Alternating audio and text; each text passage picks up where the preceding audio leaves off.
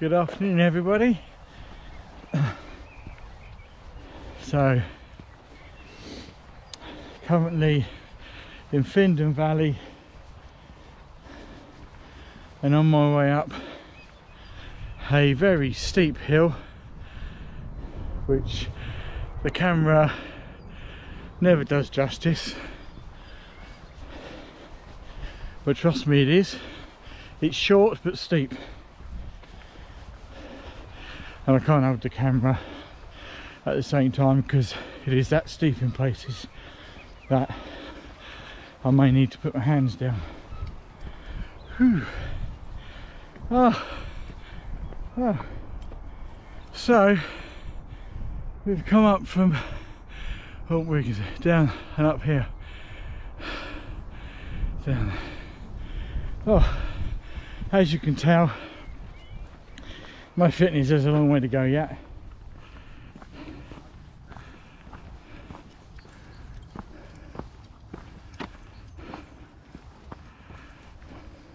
So now we are on Cissbury Ring. So Cissbury Ring is just north of the coastal town of Worthing, which is there, and you can't see the sea because the mist has rolled in all of a sudden because it knows that I'm doing some filming, so that's the way it rolls. It's the largest hill fort in Sussex, and it's owned by the National Trust, and it dates back to over 5,000 years. So according to the National Trust, it's one of the jewels in the crown of their newest national park.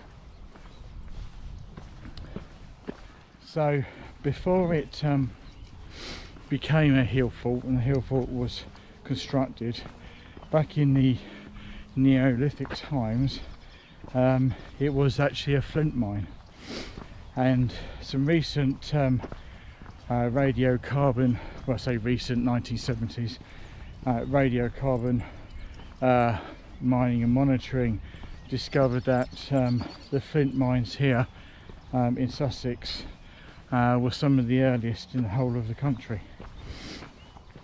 But when we get round the other side, because essentially it's a ring, hence Cissbury Ring, and you've got the lower path down there, and then you can see I'm walking on what we call the higher path, and it goes up there and carries on round, and then just up here is the Trig Point, and you would have seen that because I've shown you that before on my Everest challenge, #lockdown challenge, which I'm still doing.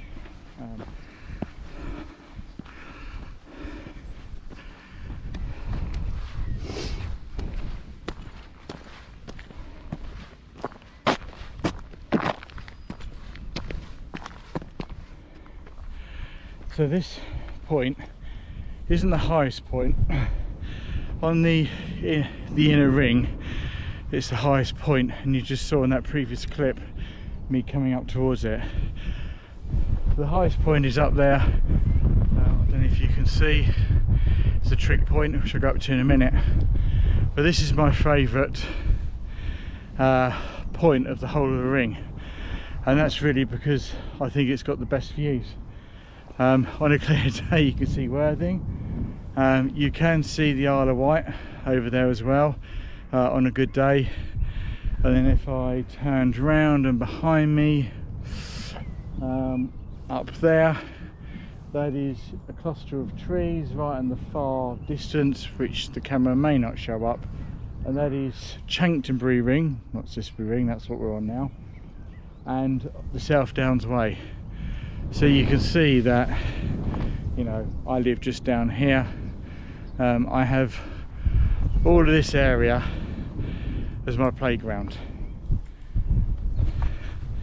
Lovely.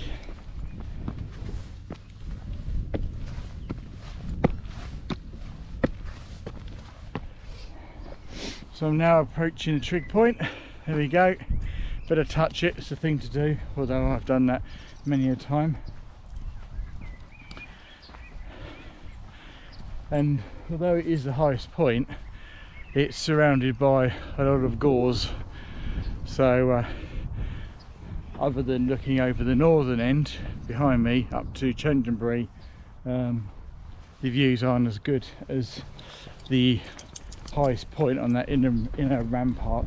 You'll see here, look, so one of the pits, so there are 270, this isn't a big ring by the way, there are 270 pits in Cissbury Ring, and they range from 3 to 36 meters in diameter and up to 12 meters deep, where they mined the flint, and they're all pretty much inside the inner and outer ramparts of the ring, but most of them are over in the southern area, and I'll show you. I think one of the deeper ones is fenced off, so I'll show you that when we get there. It's a bit windy. It's always windy on the south coast, and the wind's almost always comes from the west to east, but you could clearly see the inner and the outer ramparts here, and the paths undulating as it goes round. And down there on that small path, that's outside the ring, because it's outside the fence, so that's not part of the ring itself, but that's one of my favourite mountain bike tracks. Okay, so I'm going to come off the ramparts now and go up here and see if I can find the fenced off mine entrance and show you that, which I think is probably the biggest one that I'm aware of. So I've spotted it, so it's just over this bit here. Right, okay, so here you can see this is fenced off, and I'm guessing when it said 3 to 36 meters in diameter, at a guess I would say that probably is the 36 meters. That looks about 36 meters to me. Yeah, so I guess that's the biggest one, but I suppose it's all filled in, but obviously it's fenced off for safety, but there are no safety signs on it, which I'm quite surprised about, so I don't know how risky it is, and the fence is quite low. So down there is Findon Valley, and across over there is High Down Hill, and that's where Honeysuckle is, where I walk from my house up to Honeysuckle and then right the way up to the South Downs. I should also say that what people may not be aware of is that the New Forest, those of you that are familiar with the New Forest down in Hampshire, have wild ponies that roam the New Forest, and the National Trust, when they acquired Cissbury Ring and South Downs National Park, they have moved some New Forest ponies. I think it's about a dozen or so, maybe 14. They've moved up to here, and I'll show you a bit of that video now so you can have a look. It's not the best video because I don't want to get too close, because Tilly's fine with horses, but Molly has a bit of a strange relationship, and I wouldn't want to do anything that puts the horses at harm. That would be irresponsible.